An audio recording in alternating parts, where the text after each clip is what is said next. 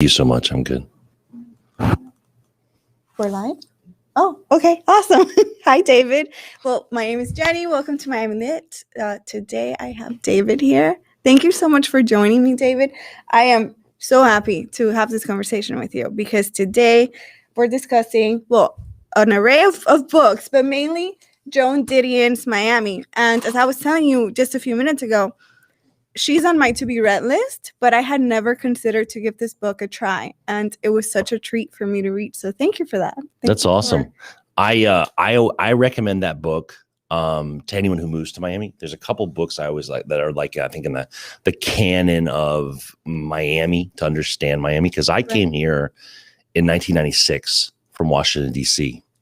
And I came here like many because I wanted to be here. I had visited, I had friends from law school that were here, and I liked it. And, I just started reading about it. And I think one of the things that this book speaks to me is I was at the Miami Book Fair one time, and there was a guy who wrote a book about A1A, about the history of A1A, and like a guide to A1A, just up and down the East Coast. And he said, what I'm answering is the question, like, when I'm here, where am I? Okay. And I think these books kind of answer that. I think this book does a good job. Like, if you just get dropped off on a street corner in Miami, this book's an exploration of where are you? Right. Yeah. It really exposes like almost a complete history of that time period that she focuses on. So it's definitely extremely interesting. And so many things that you would think if you're a native Miamian, that you don't really. Right? Especially now, so many years later, there's so much that's been forgotten or pushed to the side. Yeah, and I think that part of that, it's interesting you say that, because I think that part of that is this idea of like when you read, like I remember as a kid reading Dickens and just not being like, not getting it. Like it was a chore. And I like books, right? But I didn't like Dickens. And I remember my father saying to me, like, make sure you read Dickens later. Like you'll get it later. So as a 30-year-old, I read it and I was like, oh my God, this is brilliant stuff. And I think that part of, I'd say the flip side of that is like the great novels now, the great art, I'm not sure is happening in London or New York anymore. Right. I think it's happening in places like Miami that are so vibrant. And I think that we're struggling to get a handle on where we are, right? To get a foothold of who we are as a people. A new society. I mean, I think about my personal experience. It's like I'm married to a Cuban American. I'm raising a bilingual kid. Like, what does all this mean? Who are we? We're not, you can't put us in boxes in Miami. I think that's one of the most special things being here in the city is we are, in my opinion, I could be wrong, but we are a truly global city. There's so many people from so many different places, so many walks of life, so many different languages, and you can just come across all these people and experience their culture, and then you get to go home, around the corner. It's amazing. It's funny you say it, because I often say about Miami, it's like if you say you don't like Miami, it's almost like a little bit of an ignorant statement. Yeah, because it's like Miami, you can live on a horse ranch. Yeah. In the Redlands, right? Or you can live in a studio on Ocean Drive. Like there's almost like every experience. I mean, we don't have mountains, but short of that, it's like you can have whatever experience you want in Miami. It's true. It's true. There's art. There's so much here, and sometimes that doesn't get highlighted for the rest of the world. And I think some people coming down here now, we have an influx of the Northeasterners and the Westerners coming down here. I think they're going to figure out that we are where it's at. Yeah, we've got a unique culture. Yeah, for sure, and it's really special. At least to me, it is. But I'm biased. So talking about Didion's work, I have some notes here because I just there's so much to dive into. Obviously, the book it's about the Cuban exile and just Miami coming together, but surprisingly to me, it was also the Washington, D.C. component to it. I was not expecting that. So a question about that. Did you come from Washington, D.C.? Yes. How was it for you? Well, it's interesting. So I wasn't living in D.C. at the time, of all this, but we talked about Nicholas Griffin's new book. Yes. And he really talks about the interactions with the Carter administration. And there's a famous moment in that where Maurice Faure, the Miami the city of Miami mayor at the time, Right. goes to DC to explain what's happening during Mariel. Okay. And like, we need help. Yeah. Like, we're in trouble. We're getting overrun by people who need like basic humanitarian services. Right. We can't feed these people. We can't clothe these people. We can't house these people. We need help. And they blew him off. And there's a moment in the book where he's like, oh man, like they ain't going to help us. Like, this is us. Like, this is the Miami community that has to do this. And the book talks about how, you know, the Cuban American community stepped up and they did all this stuff. And it was interesting because you asked about my experience. Like, I remember being, I went to Florida State undergrad, and I remember political science major. And I remember, you know, they would say at that time, the most successful immigrant group in the history of America are the Marielitos. Really? Like statistically. Yeah. Like we think of it like, you know, whatever image, and there's, you know, you came on a raft, and there's that I think in Miami, there's the politics of being a Marielito, but they have succeeded. And the reason they succeeded is the Cubans that came before. Right. Right. They had some sort of safety net.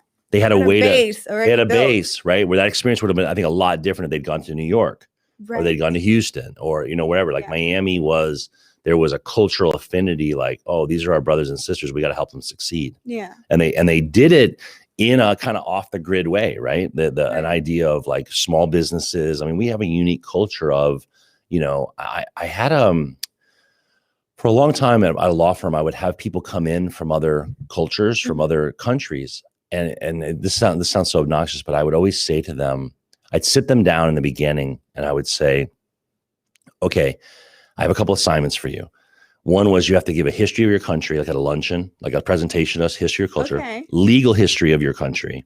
And then the third is you're going to answer me a question at the end. And this is kind of obnoxious American, but I was like, you're going to tell me, why are we happier than you in our country? And they'd be like, well, is that true? I'm like, well, you know, you're going to answer the question at the end, but I think you're, you know, and at the end I would always ask them, why are we happier? And they would be like, I didn't believe you, but it's true. And I would always say like we're fat, we're overworked, you know, we you know, we don't take vacation, but we're happier. That's true. And that's a good point. Can you guess what their answer always was? The answer always was? Is it, I don't know, freedom? Yeah. Opportunity. They like dream. You can do whatever you want. And they would say, people from Europe would say like, listen, in my country, I can only rise so high. Right. I didn't go to the right schools. I don't have the right last name. And that's how a lot of the world is. And they would just be like, here, the sky's the limit. And then the other thing, the flip side of it was, I remember a girl from Bremen, Germany, and she said, all your friends, I'm not talking about my friends, all your friends work for themselves. Mm-hmm. You know, and she was talking about this pest control guy that we'd gone on the boat with. And she goes, I don't even know what that guy makes, but he's his own boss. Yeah. He's got his trucks. He does his thing. Right. And she's like, there is a joy of building a business. She's like, where I come from in Germany, like we all work for huge companies or the state. We don't have, you know, I don't know a lot of people like your pest control friend, you know, who's really enthusiastic about life. You know, part of it is he's an immigrant who came from nothing and just sees nothing but opportunity and raising his kids, and he's happy, and, you know, he's caught up in it. I think that's the jewel, right? The crown jewel of this country. It's the opportunity that it offers everybody, no matter where you're coming from, what language you speak. If you put in the hard work, it seems to pay off. Yep. So yeah, I'm sure a lot of the Cubans figured that out quickly, and because where we're coming from, that's such a faraway dream, you know. No matter how hard you work, even if you're educated, like you're a doctor, that doesn't mean anything. No. You don't get paid. But I wanted to also bring up something that I thought was super interesting, and as we were saying earlier before we started recording, she touched upon the racial tensions between Blacks and the Cubans, and how so many Blacks lost opportunities because of this influx of the Cuban migration. And I understand why she didn't go much deeper into it, because that's not this book, but I kind of wish she had. It's interesting you said, because I always try to explain, especially when I have African American friends that come in, Right. And I remember having a friend that came in. And remember, I worked in Atlanta out of law school. I went to the University of Florida for law school, and I worked in Atlanta and I worked in DC, which are Black majority cities, right? Right. Black mayors, Black leadership, Black majority population in Washington, DC. I'm not sure about Atlanta, but DC is Black majority, residents. And so it's surprising when you come here. I had Black friends that were doctors, lawyers, middle class. They're solid middle class in those cities, right? Right. And then to come here and it's not as strong. The tradition's not as strong.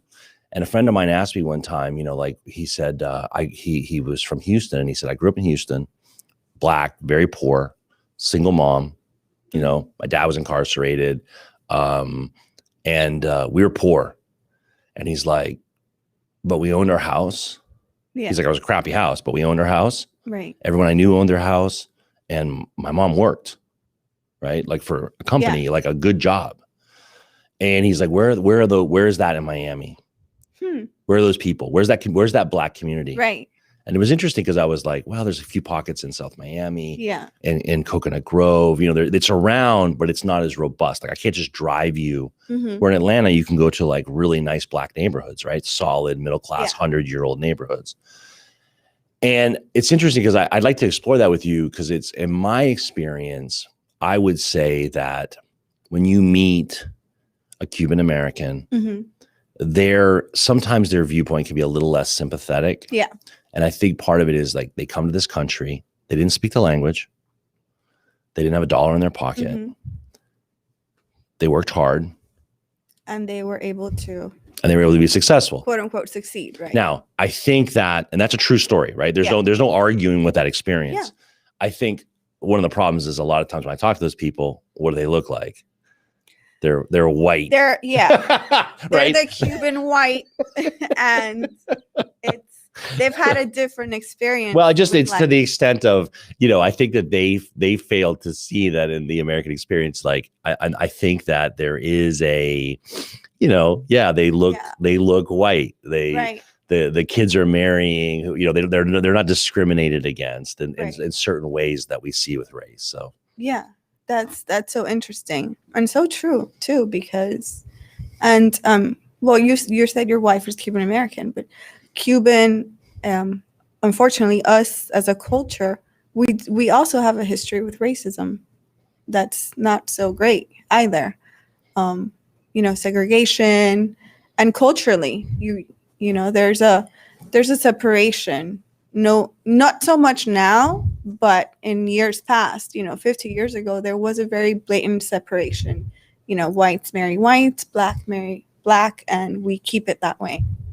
So I definitely think that her bringing that up was kind of like a reality check. Yeah, she brings it up in kind of an ugly way. Like it's not like she doesn't have a nice pat solution for. And I appreciated that, because it is a reality that the Black community did suffer because of Cubans coming in here and just kind of taking over. And so, and let me interrupt you on that, because it's interesting, because I brought you a present. First of all, it's so great to be here. I love that you're doing this show and having these discussions. You. So in a book club I'm in, we read a book called The Cubans, Ordinary Lives, Extraordinary Times. It's by Anthony De Palma, and he is a New York Times reporter. So much. And I was saying to you earlier, part of my experience was being in political science in the late 80s. I had professors at Florida State who absolutely, like, I wouldn't say they adored Castro, but they were sympathetic. Yeah. And like, and also, let me be clear, like focused on literacy, health, like they would point to things, but they were definitely sympathetic to Castro. Right. And so or a cheerleader, I'd put it that way. And I personally really had cognitive dissonance, because then I would come to Miami to see friends, stay with families, and it'd be like it was like, oh, here's Tio Leon, and Tio Leon, Tio just got here from Cuba on a raft. Right. So here's my 18-year-old self being like, whoa, like, and you talk to the guy, and I speak Spanish, and I was like, whoa, and it was like, you saw the reality of it, right? Like that guy left. It was so great. Like Why would this guy put his life at risk for exactly Exactly. just to come here. So I really, so that was part of it. But this book, I think, doesn't. I was a little suspicious of it. I hate to say it because New York Times reporter. Is it going to be a sympathetic portrayal? Mm-hmm. And it starts out incredibly sympathetic. It follows this one girl. The revolution happens. Here's this black, Cuban. Afro-Cuban woman, black. Right. And, they ship her off to like Vladivostok or something in Russia to become an engineer. Mm-hmm. Just gets educational opportunity that she never would have had in pre-revolution. Right. Right. They send her, they educate her, and she rises to the top of the regime. Mm-hmm.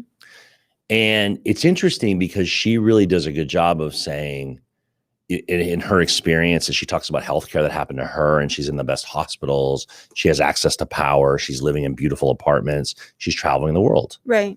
And she's talking about how she really struggles to say, like, how's this different? Like, we've just kind of moved the pieces. Right. Like, the people in charge now are the revolutionaries. Right. But it's all the same system. Like, I know that 99.9% of the people are not at this hospital.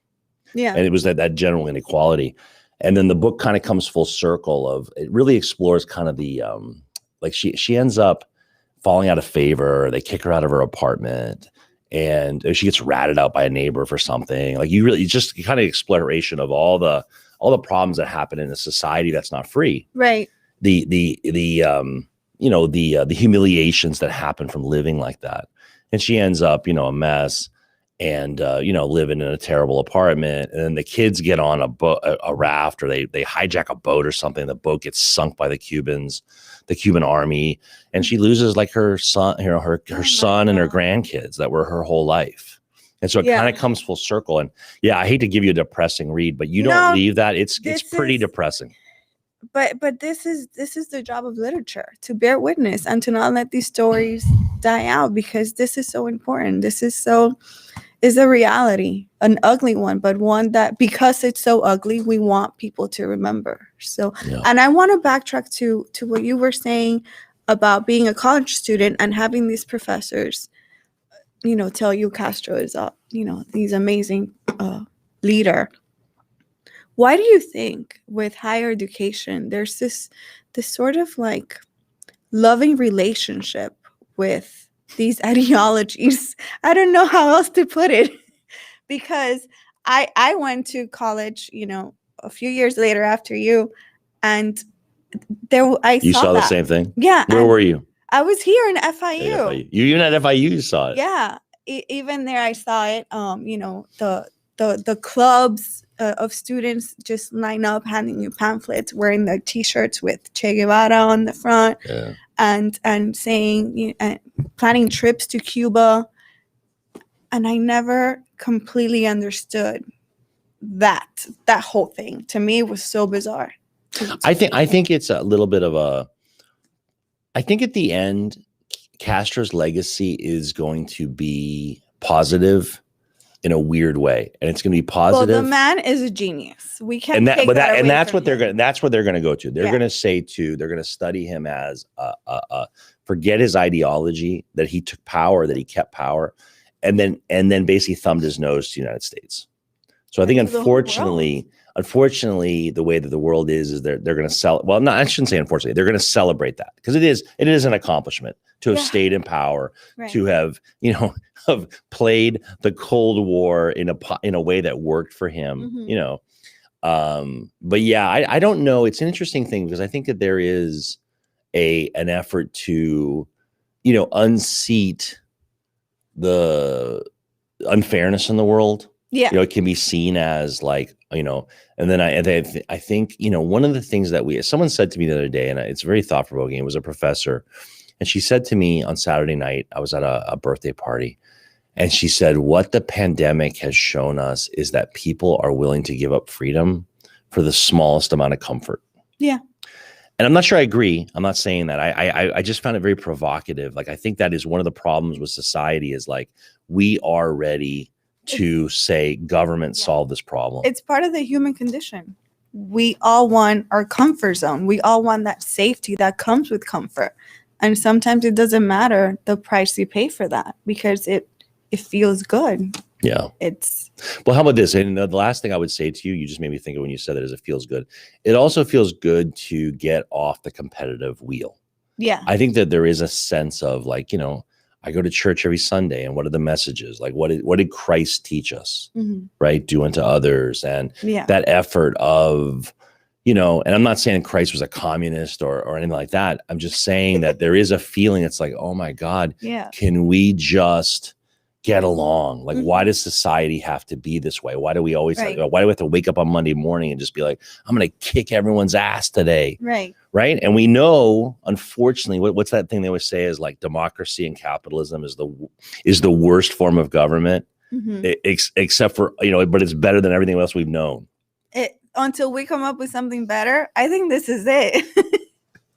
So, that's all. That's as far as I can go with that. I think so far we haven't come across something better, just because human nature plays such a factor. So I have 2 other books that I brought you as presents that I want. I'm so excited. You have no idea. I have. So these are 2 books, and I would recommend everyone read this book. So it's called The Sum of Us by Heather McGhee. It's a New York Times bestseller, and it's an exploration of how racism costs white people. That racism costs disproportionately impacts white people. So I'm going to ask you, this is a good history question for you. So when the Supreme Court ordered that public pools be desegregated, what did the white people in power do? Oh gosh. I feel like I'm on the spot here. I don't know. Did they close the pools? Did they leave? Like, I don't want to be in the pool? They closed the pools. They filled the pools in. No pool for anybody. So guess who that impacted? Themselves? Hundreds of poor white people, right? I mean, 100 times more white people were using those pools than black people. Right. So it was like that was the example. That was just like one of the prime examples of how racism hurts white people. And so it kind of goes through everything. It says even like, for example, drugs. It's like, okay, crack epidemic happens. We super criminalize controlled substances. Like we super criminalize illegal drugs. So now who in this country now is disproportionately impacted? All the meth addicts who are white, rural, right? That's who's, instead of treating it as a health crisis, which is really what it is, we criminalize it. So who's suffering? Yeah. The white people. Disproportionately, it impacts white people.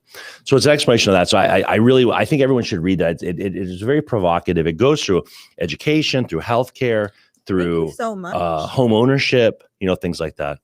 And then the last one you made me think on the race issue is Nickel Boys by Colson Whitehead. Colson Whitehead was a Miami Herald reporter. And did you know this book at all? No. It's about there was a reform school up in Tallahassee that like they murdered kids. Like they found the kids were killed and buried on site in secret graves. And oh my goodness. It's a really bad thing. And of course, the victims a lot were black. Yeah. And the book talks about, we're talking about like the price of racism. There's a moment in the book, it's like, this is a good boy. He's going away to college. He actually so let me back up. It's a historical fiction account. And in the book, he's going to college and he hitches a ride with a guy. And the guy is, do you know what you're saying? No, I was going to say, that's where I know him from, the Underground Railroad. Yeah, exactly. Yes. There you go. You read that. There you go. Oh, man. And so in the book, the kid gets caught up in an innocent thing and he gets sent away to the reform school. Like he's going to college and he gets caught up and he goes to this reform school. And just all these terrible indignities happen, humiliations. It's just horrible what happens to him. And there's a moment in the book, I got to tell you, one of the most powerful moments I've ever had in literature, where he's like, okay, white people, you won. Because I hate you. Like my heart has turned black. Yeah. I hate you. And it's this very visual thing. He's like, I'm going to get out of here. And all I'm going to do is break white bones and knock white teeth out of white mouths. Yeah. He's like, and he's like, he was a sweet boy. And he's like, you destroyed my soul. Like you hated me so much that now I hate you and you've ruined me. Right. And it just really, I don't know why it really hit me. Like, it was like, wow, that's an impact of racism. Like creating people, right. He didn't want to hate anybody. He just wanted to live his life. and the circumstances led, to it.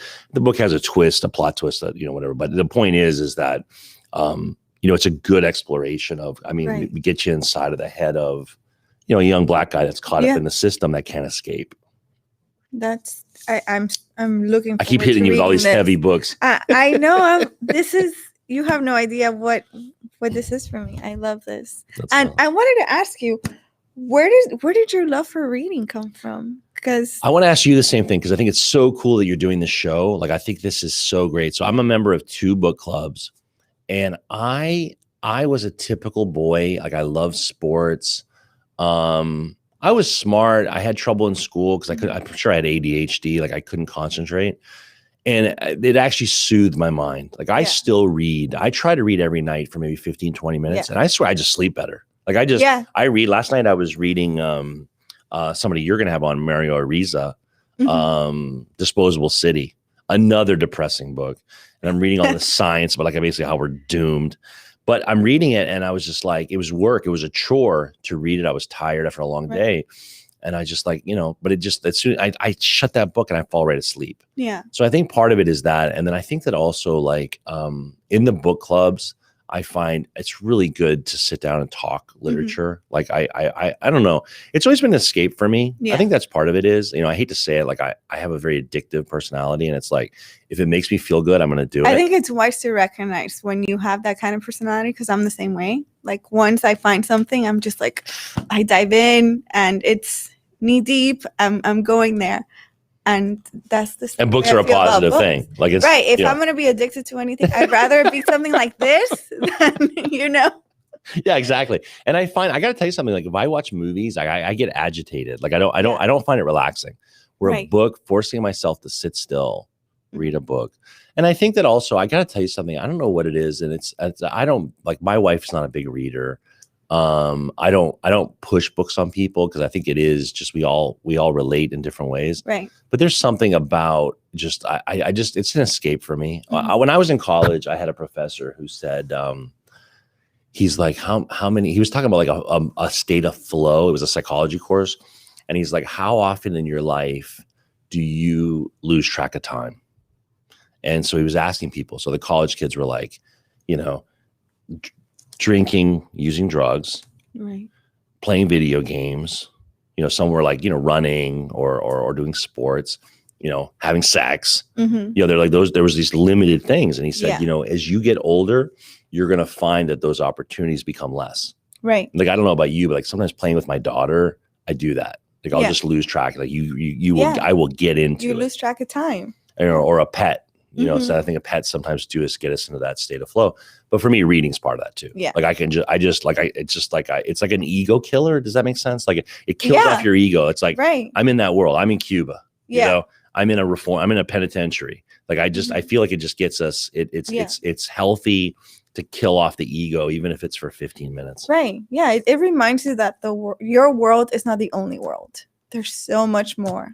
And there's so many people living crazy lives that might have stuff in common with yours or be completely different from yours, but we can still connect through this. And the transcendental value, to me too, it's such a treat. And it's gonna sounds crazy, but to pick up a recent book or a book from 200 years ago, and just to know those person's words are still here, and I can, in a way, have a relationship with them, talk to them. You know what I mean? Yeah, I like that. To me, that's really, really special, which is one of the things that keep me coming back to books. So, which begs the question. So I'm going to challenge you. Why are you not writing a book?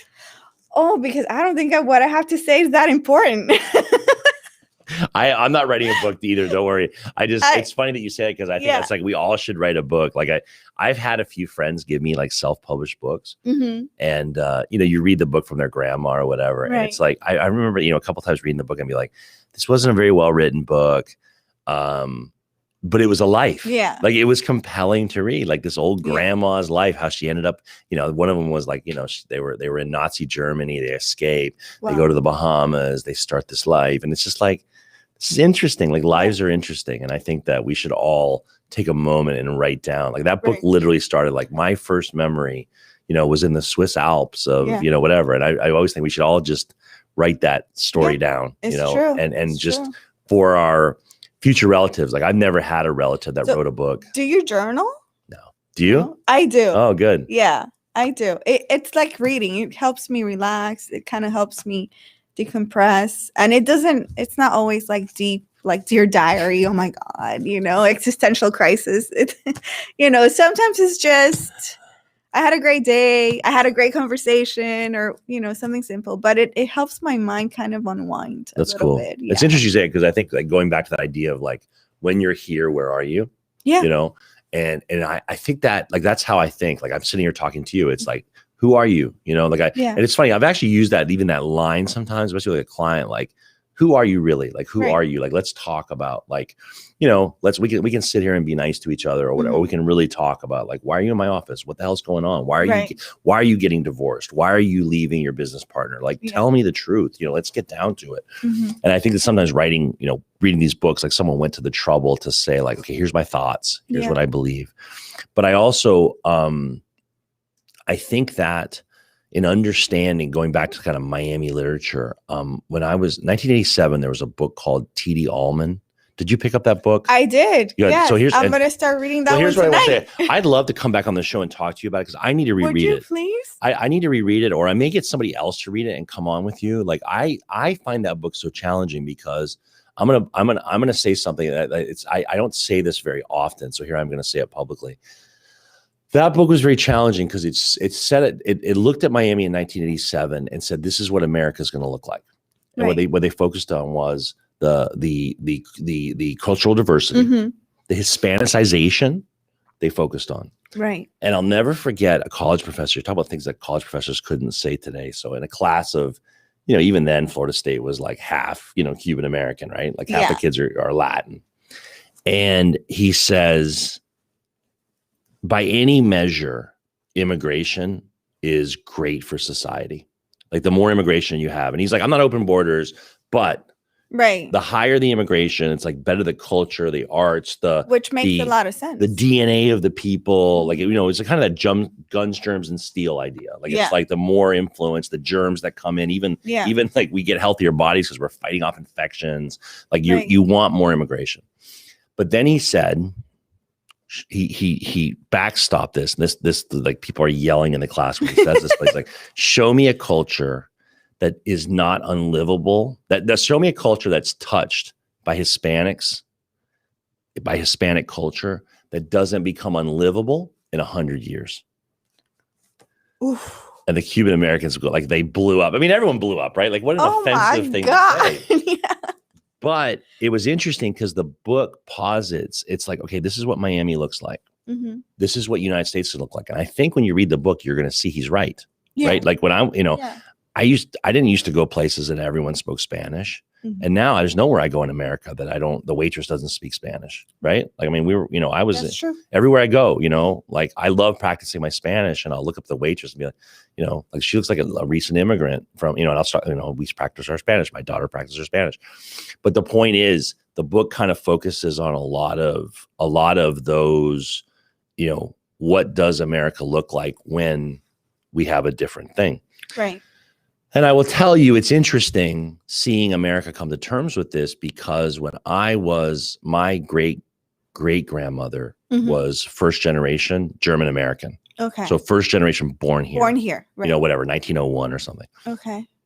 And she would say when she was a kid, she remembered going out and if they spoke German, like people would yell at them. But just the point being, because there was a bunch of Germans, right? And everyone's like, those Germans suck. So like she definitely was like, every generation, the Irish, the Italians, it happened to everybody where, you're hated and then you become part of society. So I kind of expect the same thing to happen, that it's just going to wash over. Right. And that it's going to be. But T.D. Allman really explores that idea of like, okay, what does it look like to integrate these people, mm-hmm. right? To, what does Miami look like after we swallowed 100,000 Marielitos, right? What does that look like? How did that change Miami? How is Texas? How are all these societies going to look? And from 1987 to today, I wish he'd do a follow-up. In many ways, I think that the Nicholas book, Nicholas Griffin. 100 Days. Yeah. 100 Days. What was the name of it? That you're gonna have Nicholas Griffin on. Yeah. He kind of explores that. That's extremely interesting. This is a city that had so many moving parts, so many components, that I really appreciate these authors trying to make sense of this web, this maze. Yeah. It's amazing, and I thank you for this. I'm so looking forward to it. I'm gonna read this, and maybe you can come back and we can have another conversation. It's so fun talking. Well, I'm a big fan. I love what you're doing here. I think it's so cool. And thank you so much. I think it's so important to promote these books and get people reading. Yeah. So yeah, and I wanted to throw this back out. Some of us, I found this book so provocative, and with all the talk of critical race theory and everything. Yes. This book is a good exploration of. Have you ever read? I did a lot of prison ministry stuff. I think it's the 47 Rules of Power. Yes, 48. 48 Rules of Power. I have. So it's like, it's like a cult classic in prison. Yes. And one of the Rule 13 is no matter how great the injustice, when you're asking for help, don't focus on the injustice or its impact on you. How does helping me help you? Right. Like if I'm asking you for help, right. What's in it for you? Exactly. And I think that this book is an exploration of and a way forward on race issues to say, no. Racial equality is going to make society better. And I'll leave with this story. This is another Florida State story.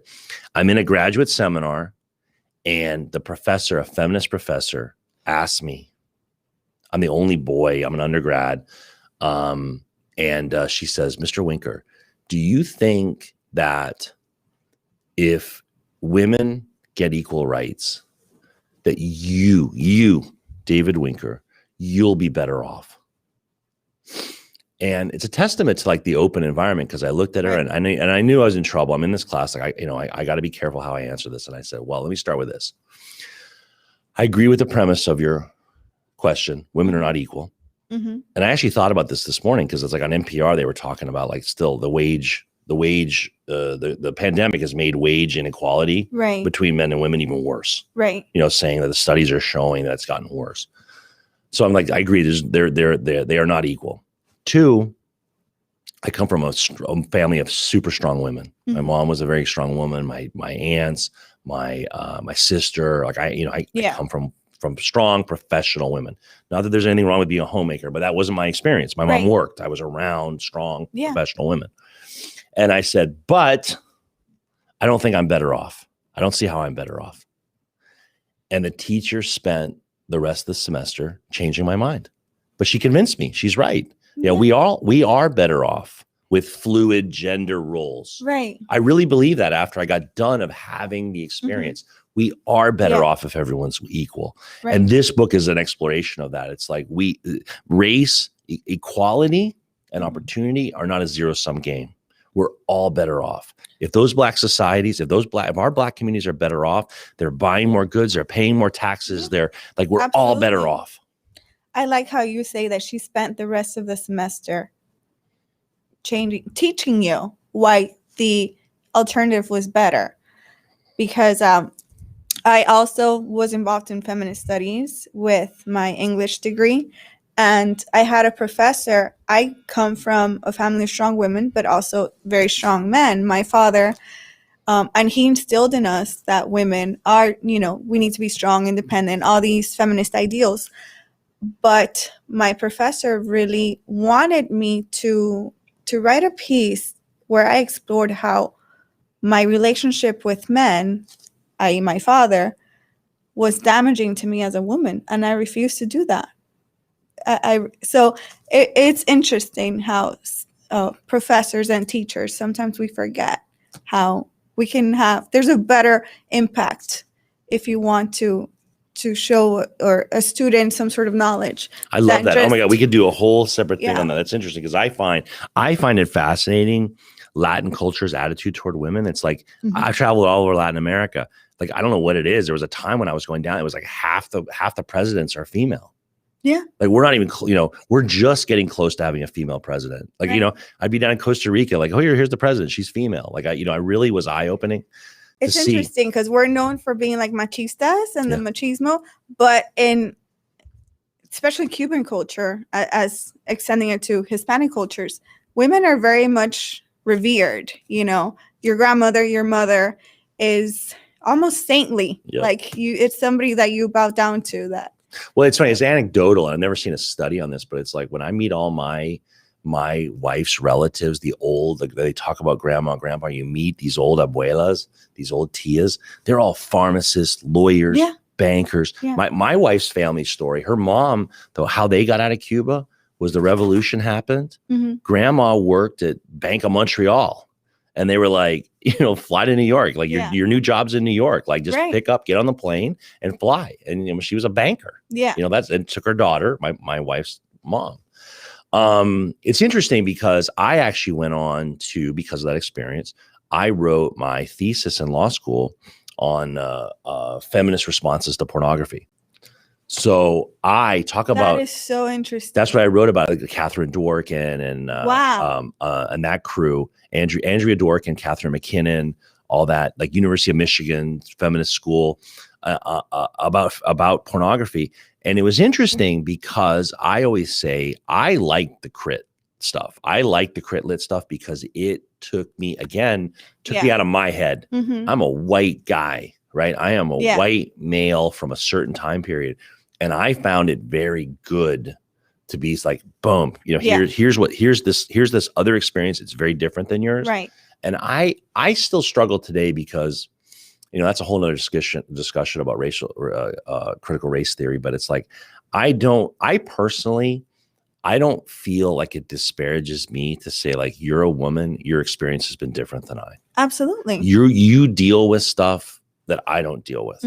And I always tell the story is I'll do in law as a lawyer, I'll do marketing. I'll do like a seminar for women about, I think women empowerment in the law. If you, to have a good experience in the law, you have to be a rainmaker. You have to be responsible for your own clients. Right. And that takes a whole different skill set. It takes a lot of work. So I go and talk to them about how to create your own clients. And I always start the thing by saying, okay, let me just break the ice.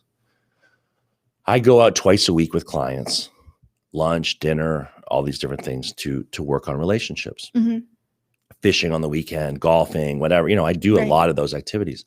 And I said, but when I'm in those situations, there's something I don't need to worry about that you need to worry about.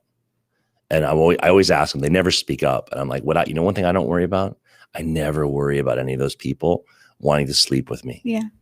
I know why they're there. They're there because of my legal skills. Right. They're not there because I'm pretty. Y'all are pretty and you have to deal with that. So let's just start with that. Right. And I don't think that disparages me. I mean, I don't think it makes me worse that that's the reality of the situation. And I'm sure they appreciate someone saying, I acknowledge that you have a different experience, which I think is so valuable and we need more of. And I wouldn't know that without education and reading. Exactly. Honestly, I wouldn't know that. I mean, I would know it, but I wouldn't know to talk about it. I wouldn't know how to frame it. I wouldn't know how to speak about it. Right. Well, thank you, David, so much. This was such a wonderful conversation. I so appreciate all these books and all the knowledge that you shared with us today. So awesome. Hopefully I will have you back soon to discuss more of these. I'm gonna get to these ASAP. And thank you guys so much for watching, for staying with us. If you have any questions, any suggestions for us, we will be more than happy to accommodate. And we shall see you on Wednesday. Bye. Thank you.